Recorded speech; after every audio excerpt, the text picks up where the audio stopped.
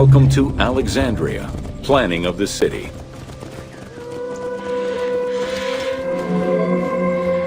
Alexander's plan to build his great city began with a verse from Homer's Odyssey. There is, in front of Egypt, in the sea with many swells, an island called Pharos. Guided by these clues, Alexander the Great founded his future city at the western end of the Nile Delta.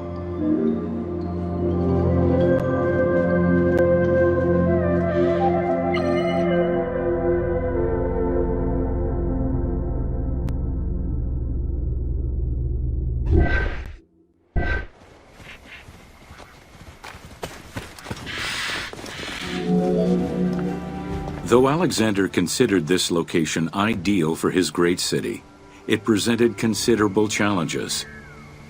Too difficult to access during storms, the surrounding swamps threatened disease, and the limestone soil prevented the growth of healthy crops. To the influence of his mentor Aristotle, Alexander the Great recognized that the true value was its strategic emplacement. Alexander knew that in controlling Pelusium to the east, Memphis to the south, and his crowning glory Alexandria to the west, he would create a triangular stronghold, allowing him to control the entire delta while giving him access to the Mediterranean.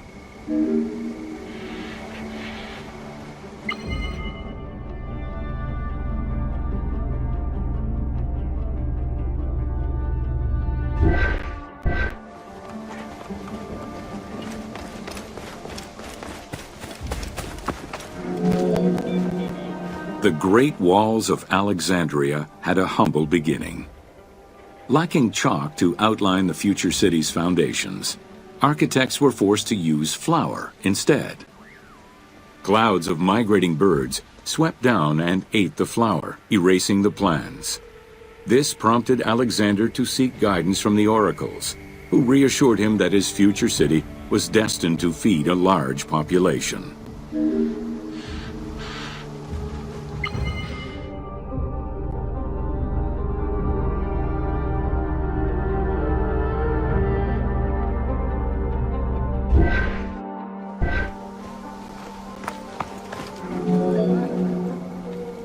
Excavations led by Mahmud Bey el-Falaki in the 19th century revealed that the wall enclosure measured approximately 5.2 kilometers in length and 2.2 kilometers in width.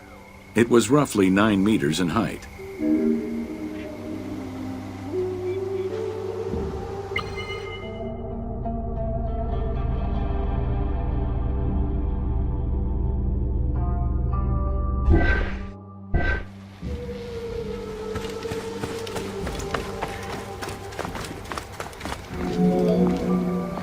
These formidable ancient walls would resist a number of attacks, including fending off the king of Syria in 169 BCE. It wasn't until 295 CE that they eventually fell to Roman Emperor Diocletian, and this only after 8 months of relentless assault.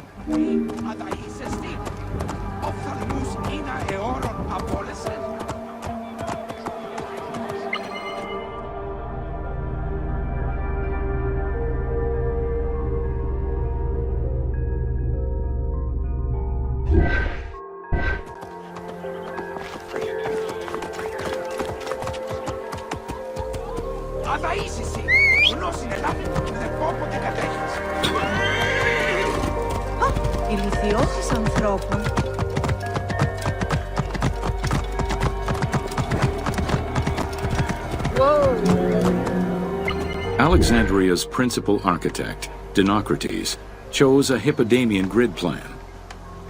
The grid maximized functionality, with wide, straight roads and canals running beneath them.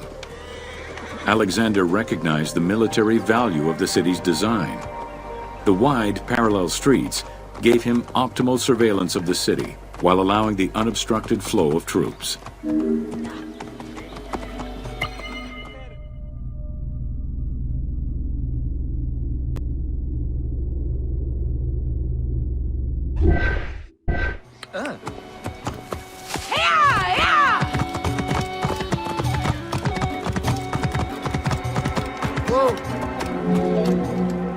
A central corridor ran from the Mediterranean's north port down to Lake Mareotis to the south. This thoroughfare acted as an unobstructed link for commercial trade and travel between the two ports. Many of the streets were bordered with grand buildings and parks, including Canopic Street, with its impressive gate bordering the eastern end.